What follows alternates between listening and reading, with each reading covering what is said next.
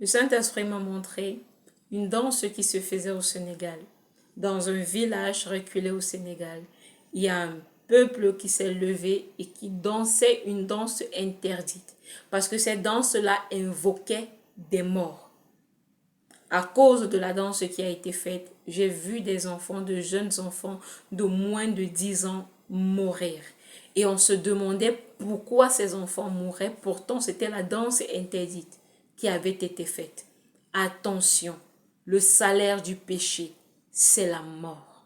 C'est le salaire du péché qui est la mort. Lorsque vous voyez la mort quelque part, sachez qu'il y a le péché qui a tourné autour. Dieu n'est pas un Dieu injuste. Lorsque vous voyez des enfants mourir, des personnes mourir, c'est l'heure du jugement. C'est l'heure du jugement. Celui qui ne veille pas sur sa conduite va se retrouver dans la destruction, dans l'humiliation. Vous devez naître de nouveau. C'est important. C'est très important. C'est la base même de la chrétienté. Le Sénégal est un pays d'espoir. C'est un pays pour lequel Dieu veut beaucoup faire.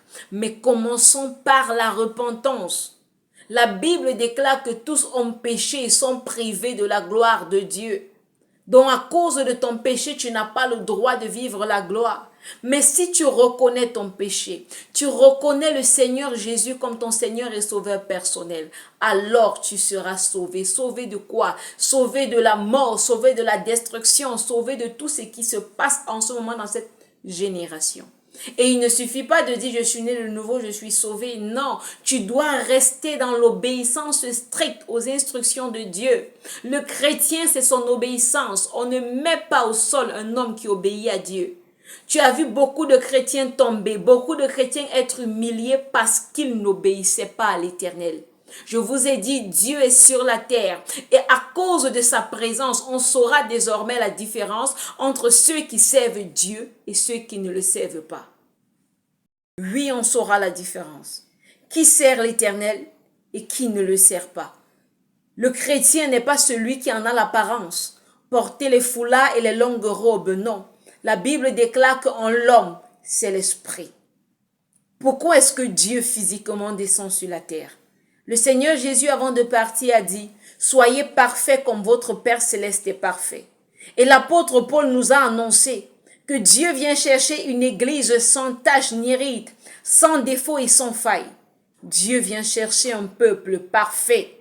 Donc tu ne dois pas seulement rester dans la sainteté, dans la pureté, tu dois devenir parfait. C'est important. Je le répète, c'est important. Tu dois être parfait. Dieu ne te demande pas ce que tu es incapable de faire. Tu peux être parfait. Le trésor, c'est le modèle. J'ai vu le trésor dans sa sainteté, dans sa perfection. Je t'ai dépassé parce que moi-même, je lisais la Bible, mais sincèrement, je ne pensais pas que c'était possible. De faire chaque chose comme Dieu veut, exactement selon ce que Dieu a planifié. Mais c'est possible. Souvenons-nous que la Bible dit tout est possible à Dieu et tout est possible à celui qui croit. Donc si tu crois en l'Éternel, alors il est possible pour toi de devenir parfait. Mais pose-toi la question, est-ce que tu veux devenir parfait sérieusement? Est-ce que tu veux abandonner le péché? C'est une question que tu dois te poser. Parce que si tu es en Dieu, pour profiter des bénédictions de Dieu, pour profiter des grâces de la part de l'Éternel, tu es tombé dans la mauvaise génération. Parce que les temps de miséricorde sont finis. Les temps où Dieu s'asseyait, était patient qu'un jour l'homme serait sauvé, sont finis. Soit tu es chrétien maintenant, soit tu reçois le Seigneur maintenant, soit tu transformes ton caractère maintenant, soit tu vas subir des coups sérieux et graves. Repens-toi et marche dans l'obéissance. Si tu ne peux pas désobéir à Dieu et tu dis que tu es chrétien, non, c'est pas vrai. Sinon, tu vas dire que tu es chrétien, mais tu vas vivre chaque jour les choses d'un maudit. Et à la fin, on va accuser Dieu à cause de toi. Pourtant, tu sais dans quelle vie tu te trouves. Dieu est juste. Si tu vois un chrétien souffrir excessivement et que Dieu te dit qu'il n'est pas sur ça, sache que c'est son injustice à lui-même.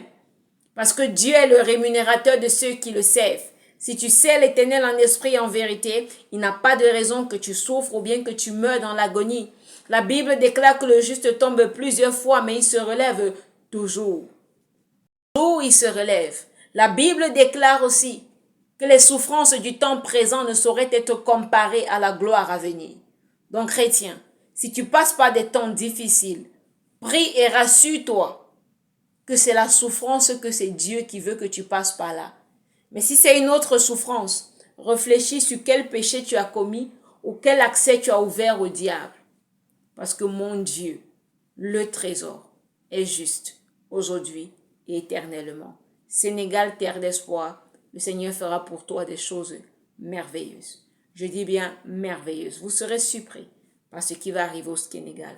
Mais prions déjà et anticipons pour cette danse-là que j'ai vue. Sinon, de jeunes enfants vont mourir et ça fera juste pleurer. Shalom, shalom. Chrétiens, païens, musulmans, bouddhistes, Dieu est sur la terre. Veillons et prions.